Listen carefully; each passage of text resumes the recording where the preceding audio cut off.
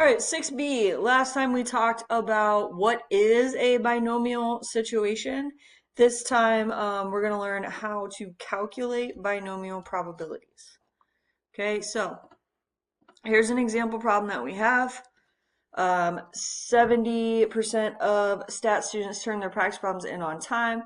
Out of speaks 50 stat students. What is the probability that 40 will do their 6A practice on time? Okay, so first thing, is this a binomial experiment? Does it meet our three categories? All right, fixed number of trials. Yes, we know we are talking about 50 students. Okay, only two outcomes. Yes, either they did it on time or they didn't. And then is each trial independent? And the answer is yes, because one person turning in their practice problems on time doesn't have an effect on another student turning their practice problems in on time. Okay. Define the random variable x. Okay, so what are we counting here? Another way to think about this is what are we considering success? So in this situation, x is going to be the number of students who turn in their practice on time. Okay, then we can use Desmos to calculate the probability. All right, so we have our Desmos steps here, and it's going to be similar to what we did when we did normal distribution. So we're going to go to our keyboard and functions, and in that distribution list where last time we did normal, now we're going to do binomial.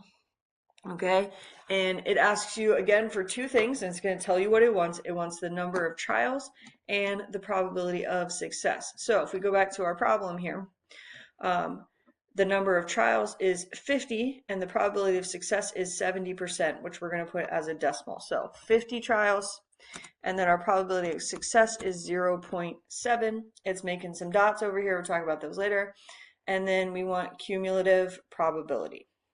Okay, and so the numbers that we're going to put in here is going to be based on what question we're trying to answer. So the question we're trying to answer is 40 students do their practice on time. Okay, so I want x to be equal to 40, which means I want both the min and the max to be 40. And so the probability is 0.039. Okay, so the probability that 40 students do their 40 out of 50 do their work on time is 0.039. Okay. All right, so here we have a store has a 560-page art supply catalog. 8 of those pages have signature artists. Okay, we randomly sample 100 pages, so that means n is going to be equal to 100. All right, x is going to be the number of pages with signature artists, so that's nice. They did that for us. We need to know what p is. Okay, and so they told us that 8 out of 560 have signature artists. We can leave that as that fraction. Typing that fraction in Desmos is fine. That way we don't have to worry about where should we round. Okay, so I'm going to go back to my Desmos.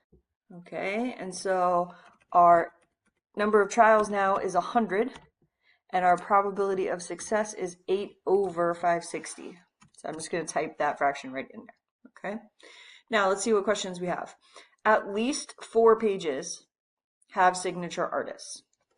Okay, so what does that mean mathematically? That means x has to be greater than or equal to 4. All right, at least 4 pages. So in Desmos, I can change this now to right, and it gives me greater than or equal to. And so I want greater than or equal to 4. And they tell me that the answer is 0.056. All right, so probability is 0.056.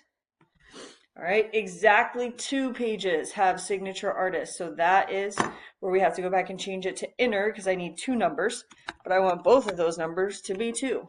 The other way that you can do this, I'm just going to change it to something different. Okay, see over here how there's some dots? All right, if I go to the dot for 2 and click on it, that is the probability, 0.24661. If I change my inner, right, 247, 24661 would round to 247. So there's 2 different ways to do problems where it's asking for exactly a number.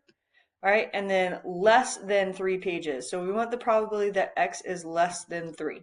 Now, if you look in Desmos, all right, less than is left, just like it was for normal distributions. But it says x is less than or equal to, okay? So if I put 3 in there, see how it's filling in the dots? So that's counting success as having 0 or 1 or 2 or 3 signature artists.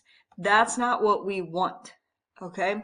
So because Desmos is always less than or equal to, if we have a less than or greater than problem, we're going to have to adjust that. So x is less than 3 would be the same thing as x is less than or equal to what number? Well, what's 1 less than 3? Because it can't be 3 exactly, it's got to be less. So that would be 2. So that means in Desmos, I'm actually going to put in that x is less than or equal to 2 because I don't want it to include 3. All right, so then that probability is 0.828.